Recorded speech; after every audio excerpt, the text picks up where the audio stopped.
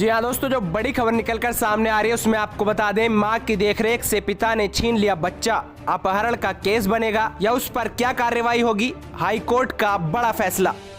आपको बता दें, अगर कोई बच्चा मां की देखरेख में है और पिता उसे छीन कर ले जाता है तो क्या उसके खिलाफ अपहरण का केस बनेगा या नहीं, इस पर बॉम्बे हाईकोर्ट ने बड़ा फैसला दिया है। हाईकोर्ट की नागपुर बेंच ने यह फैसला दिया कि एक पिता जिसने अपने बच्चे को मां की हिरासत से छीन लिया है उस पर भारतीय दंड संहिता के तहत अपहरण का मामला दर्ज नहीं किया जा सकता। हाई कोर्ट ने अपने फैसले में कहा कि समक्ष कोर्ट के आदेश द्वारा किसी भी निषेध के अभाव में आवेदक पिता पर अपने ही नाबालिग बच्चे को उसकी मां की हिरासत से छीनने का मामला दर्ज नहीं किया जा सकता। बार एंड बेंच की खबर के मुताबिक जस्टिस विनय जोशी और जस्टिस एस.ए. मैनेजर्स की बेंच ने एक शख्स के खिलाफ आईपीसी की धारा 363 अपहरण के तहत दर्ज मामले को खारिज कर दिया, जिसमें कथित तौर पर उसके 3 साल के बेटे को ले जाने का आरोप था जो उससे अलग रही पत्नी की हिरासत में था।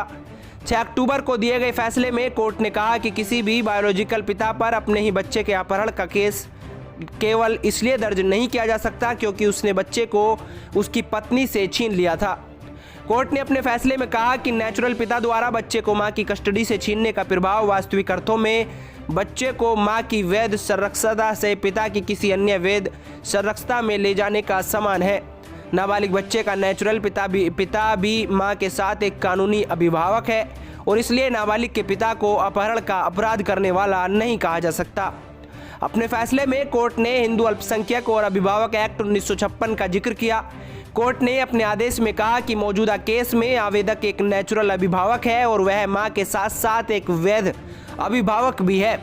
सक्षम न्यायालय के आदेश द्वारा किसी निषेध के अभाव में आवेदक पिता पर अपने ही नाबालिग बच्चे को उसकी मां की अभिरक्षा से छीनने का केस दर्ज नहीं किया जाएगा। इसलिए बच्चे का पिता आईपीसी की धारा 361 के दायरे में नहीं आएगा, चाहे वो बच्चे को मां से छीन ही क्यों न ले।